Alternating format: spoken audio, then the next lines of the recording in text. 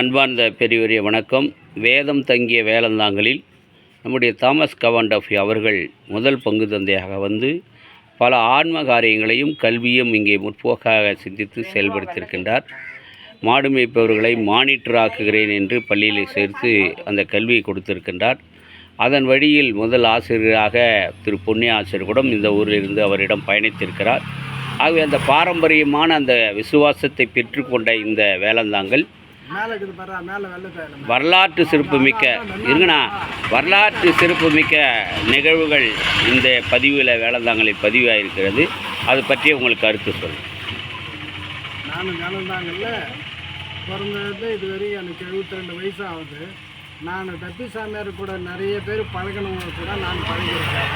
அவர் இங்கே வந்த பிறகு பங்கு சாமியாராக இருக்கும்போது நிறைய பிள்ளைகளை உருவாக்கணும், கல்வியில் கொண்டு போகணும் அப்படின்னு சொல்லிட்டுலாம் நல்ல முயற்சி எடுத்துருக்கிறாரு. அவருக்கு ஒரு படித்தவர் பொன்னுசாமி ஆதியார்ன்ற ஒருத்தர் இருக்கும்போது நான் ஊர் நாட்டாமையாக இருந்தேன். ஊர் மணிக்காராக இருக்கும்போது அவரெல்லாம் என்னை தட்டி கொடுத்து சாமியாருடைய இதெல்லாம் எனக்கு கொடுத்து இது பண்ணார்.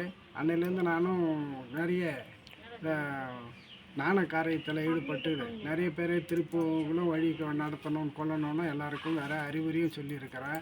அப்போ அப்போ இருக்கும்பொழுது தான் வேலந்தாங்கல் பங்கு சாமியாராக இருக்கும் பொழுது தான் திண்டிவனத்தில் ஒரு கல்வி அரங்கத்தை இது பண்ணி ஆரம்பித்து அங்கே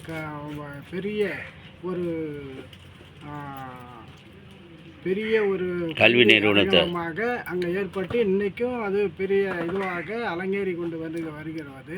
நிறைய பேர் படித்து நிறைய குருவானவர், கலெக்டரு, வாதியாருங்க நிறைய உருவாகிருக்கிறாங்க சாமியாருடைய அரங்கத்தில் படித்து.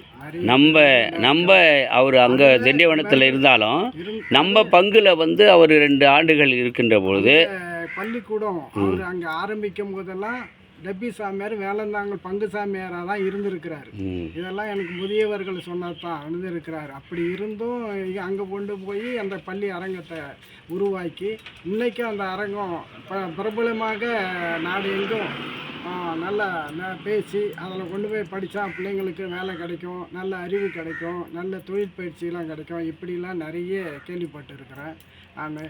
அதனால் டப்பி சாமியாருடைய ஒரு இது இருந்ததுனால அவர் நாண காரியத்தில் மக்களை கொண்டு போகணும். இல்லை, இந்த ஊரில் அவர் புதுமையான வரலாற்று நிகழ்வுலாம் தொடங்கியிருக்கிறார். பூசை விஷயத்துலேயும் மக்கள் வந்து இந்த 1ஆம் தேதி வந்து அரிசி மந்திரிக்கிற விஷயம், மக்கள் நோயிலிருந்து விடுவிக்க கேளும் தாய் மாதிரி பாடல்கள் இதெல்லாம் அவர் தொடங்கியிருக்கிறாரு. அதை நம்முடைய முன்னோர்கள் வழியாக என்ன செய்தி சொல்கிறது? அது இன்று வரைக்கும் அந்த கேளும் தாய் மாதிரி உலகமெங்கும் இன்னும் சொல்ல போனால் இவர் பாடந்து வேலந்தாங்கல் தான் ஏற்படுத்தினார். இப்போ எங்கே பார்த்தாலும் உலகமெங்கும் அந்த பாடலை பாட வேண்டிய ஒரு வாய்ப்பு அந்த அவருடைய அதிசயம் தான் அது. அவர் சொந்தமாக எழுதி அவர் சொந்தமாக பாடலுக்கு இன்றைக்கும் வேலந்தாங்கலை நாங்கள் பாடிக்கொண்டு தான் இருக்கிறோம். அவரை பற்றி இது பண்ணியிருக்கிறோம். அதோடு மட்டும் இல்லை, இன்றைக்கி டப்பி சாமியாருடைய ஜபக்கூடன்னு ஒன்று தனியாக ஆரம்பித்து அது இன்னும் ஒரு 10 வருஷமாக ஏந்தி கொண்டு அதை இது பண்ணியிருக்கிறோம்.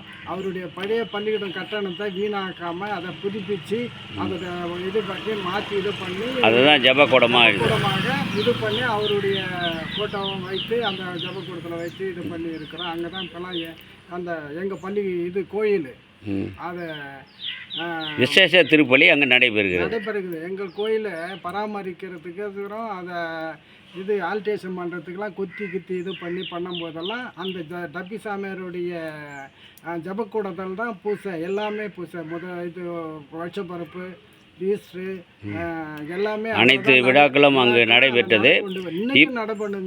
இப்போ வருகின்ற ஒவ்வொரு 23 அவர் பிறந்த நாள் தினத்தை இந்த 3 மறை மாவட்டங்களும் சேர்ந்து செய்து கொண்டு வருகிறார்கள்.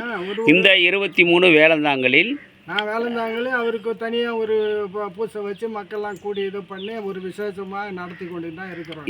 இல்லை, வரும் 23ஆம் தேதிக்கு என்ன நம்ம பங்கில் எல்லாரும் மக்களிடம் தந்தை அவர்கள் மூலமாக வருகின்ற 23ஆம் தேதி அதை சிறப்பிக்க என்ன செய்து யோசனை?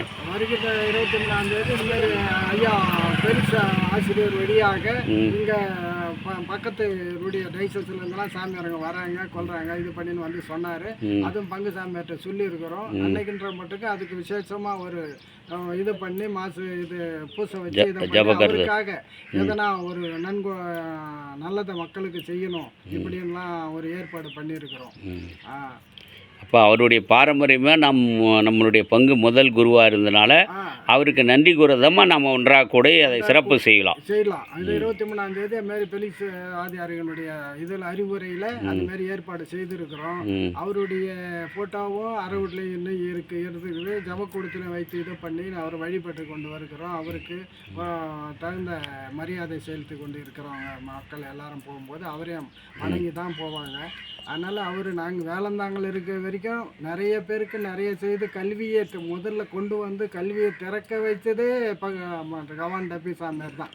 அதுக்கு முன்ன வந்தவங்கலாம் கூட அவ்வளோவா இல்லை. இவர் தான் கல்வி அறிவை மக்களுக்கு ஊட்டி அவர் வழியாக தான் எங்கள் ஊர்லேயே வாதியாருங்க எல்லாரும் ஒரு ஏறக்குறைய இங்கே ஆசிரியர்கள் அதிகமாக அதெல்லாம் வேலந்தாங்கல் சொன்னாலுமே டபிசாமியார் காலத்துலேருந்து வாதியாருங்க ஊருன்னு தான் சொல்லுவாங்க வேலந்தாங்கலை.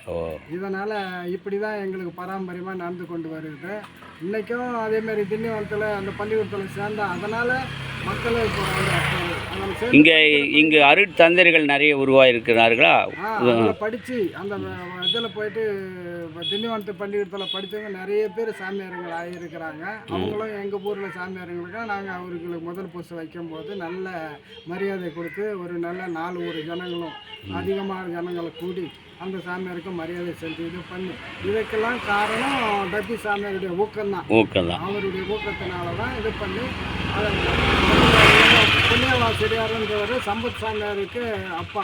அவங்க அப்பா அவர் தான் முதல்ல உபதேசியாராகவும் இருந்தார், வாதியாராகவும் இருந்தார். ரெண்டையுமே திண்டிவனத்தில் 44 ஆண்டுகள் அவர் இங்கே பணி செய்திருக்கார் என்று தெரிகிறது. அவர் உபதேசியார் ட்ரைனிங்கை முடிச்சுட்டு உபதேசியாராக இருந்தார், வாதியாராக இருந்தார். அவருடைய வழியால் தான் நான் இப்போ உங்ககிட்ட எல்லாம் பேசுறது கூட அவருடைய ஊக்கம்தான். இங்கே படித்தவர்கள் இந்த மக்கள் இங்கே இருக்கிற அனைவருமே திரு புண்ணிய ஆசிரியம் படித்த மாணவர்கள் தான்.